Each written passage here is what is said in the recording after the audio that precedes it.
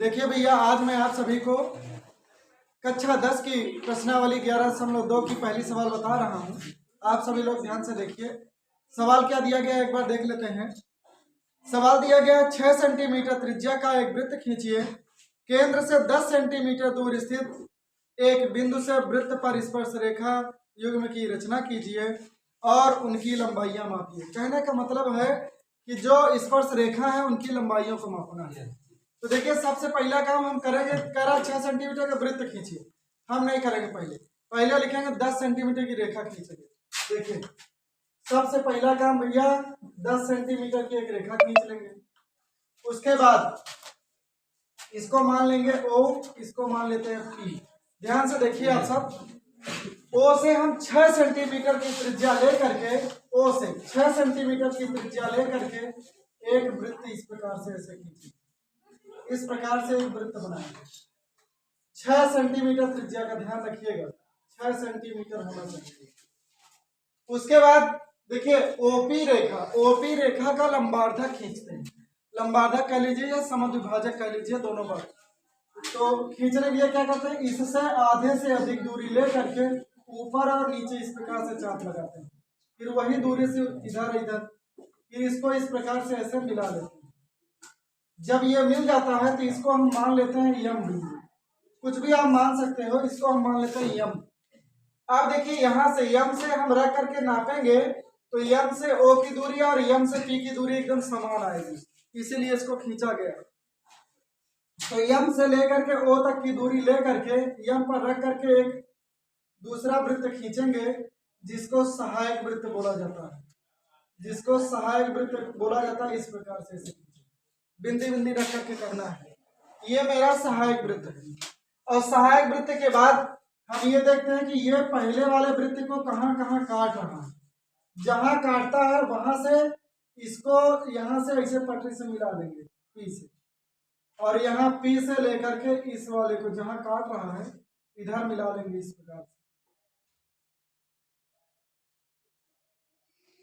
इस प्रकार से वहीं तक मिलाइएगा जहां पर मिल रहा है। इसको हम मान लेते हैं क्यू बिंदु, इसको मान लेते हैं आर। इस प्रकार से क्यू आर मान लेंगे। अब देखिए भैया, जहां पर ये काट रहा था हम ओ से लेकर के इसको मिला देंगे इस प्रकार ऐसे, और ओ से आर को भी मिला देंगे। ये वृत्त की त्रिज्याएं हैं। हमने आपसे बताया अभी कि इसकी त्रिज्या कितनी है, 6 सेंटीमीटर। 6 सेंटीमीटर का ये है, 6 सेंटीमीटर का ये भी है। ये इसकी त्रिज्या ही दिया गया। हमको इसमें मान ज्ञात करना है पी क्यू का मान ज्ञात करना है। तो देखिए कैसे ज्ञात करेंगे। ये टोटल लंबाई इसकी दिया गया है, यहां से इसकी टोटल लंबाई दिया गया है पूरा। अगर देखेंगे तो ये 10 सेंटीमीटर दिया गया, 10 सेंटीमीटर ये टोटल दिया गया। ओपी की लंबाई 10 सेंटीमीटर है, 6 सेंटीमीटर इसकी त्रिज्या दिया गया। बोले हमको पी क्यू का मान ज्ञात करना है। तो देखिए, रचना इस प्रकार से लिखेंगे, हेडिंग लिख लेंगे रचना। सवाल में देखिए भैया औचित्य भी पूछ रहा हूं।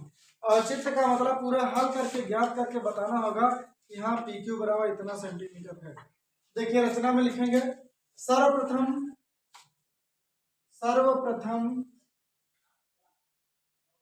ओपी बराबर 10 सेंटीमीटर की रेखा खींचा।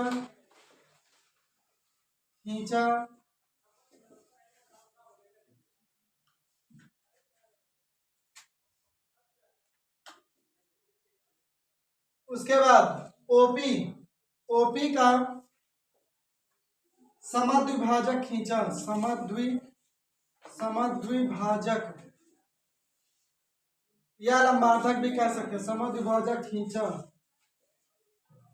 जो यम बिंदु है,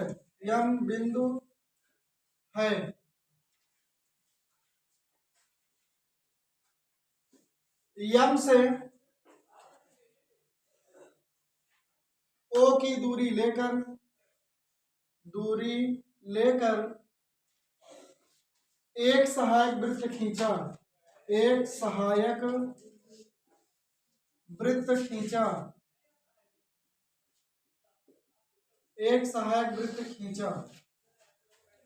जो पहले वृत्त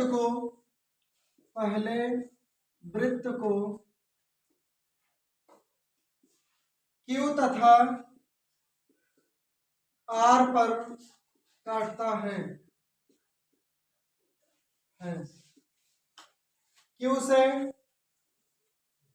Q तथा R से P को मिलाया और Q तथा R को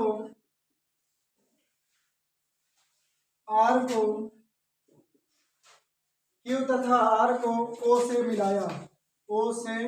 मिलाया जिसमें PQ बराबर है PR के, PQ बराबर है PR के, क्योंकि भैया ये स्पर्श रेखाएं हैं बराबर। अब कितना सेंटीमीटर है अभी सॉल्व करने के बाद पता चल जाएगा, तब हम लिखते हैं, इसको छोड़ देते हैं। PQ बराबर PR बराबर इतना सेंटीमीटर अभी लिखेंगे इसमें। अभीष्ट स्पर्श रेखाएं हैं, अभीष्ट स्पर्श रेखाएं हैं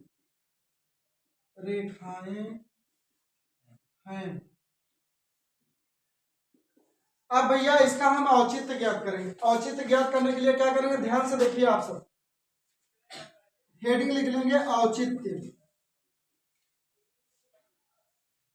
हेडिंग लिखने के बाद हम इसमें देखेंगे, आप सभी लोग ध्यान से देखिए चित्र में, ये आपको पता है कि वृत्त के केंद्र से अगर कोई रेखा परिधि पर मिलती है और वहीं पर स्पर्श रेखा मिलती है तो वहां पर 90 डिग्री का कोण बनाती है। कितने का बनाती है, 90 डिग्री का भैया। यहाँ पर 90 अंश बन गया, तो ये आधार हो गया, ये कर्ण हो गया, ये लंब हो गया।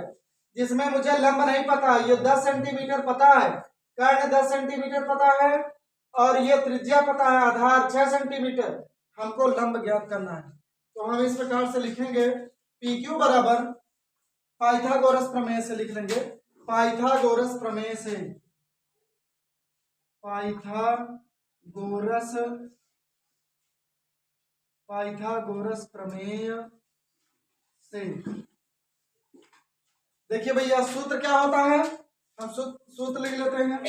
सूत्र होता है, अब हमको इसमें लंब ज्ञात करना है तो लंब के अनुसार ही लिखते हैं, लंब स्क्वायर बराबर कर्ण स्क्वायर माइनस आधार स्क्वायर।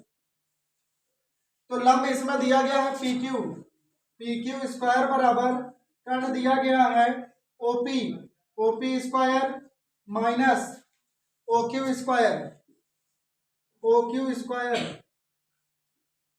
अब भैया मान रख देते हैं इसका, ध्यान से देखिए, इसका मान PQ का मान नहीं पता है, PQ स्क्वायर बराबर इसका मान पता है कर्ण का 10 है, 10 स्क्वायर माइनस इसका मान दिया है 6 का स्क्वायर, तो PQ स्क्वायर बराबर हो जाएगा 10 दाम 100 और 3 6 36। PQ स्क्वायर बराबर ये आ गया 64, तो PQ बराबर आ जाएगा √64। यहाँ से स्क्वायर हटाएंगे तो अंडर रूट लगाएंगे, PQ बराबर आ जाएगा अंडर रूट के अंदर 8 × 8, अर्थात कि PQ बराबर आ गया 8 सेंटीमीटर।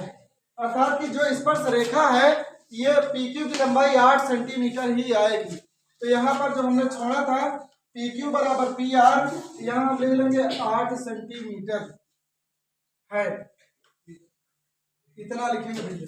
ये आपको ध्यान रखना है, जिस प्रकार से हमने PQ को निकाला आपको इसी प्रकार से PR को निकालना है, उसका भी मान 8 ही आएगा, क्योंकि सेम एक बराबर त्रिभुज बना है, ये जो त्रिभुज बन रहा है एक बराबर है, इसलिए उसका भी मान 8 आएगा। आप निकाल लीजिएगा, हम लिख दे रहे हैं PR बराबर 8 सेंटीमीटर आएगा। आपको इसको अपने आप हल करना है, सेम इसी प्रकार से, जहां पर PQ लिखा है यहाँ पर PR स्क्वायर लिखना पड़ेगा, ये 10 का स्क्वायर रहेगा, 6 × 36 ये हो जाएगा, घटाएंगे 8 सेंटीमीटर ये भी आएगा। ठीक भैया, आप देख लीजिए सवाल, चित्र आप सही से बनाइएगा। ठीक भैया, धन्यवाद।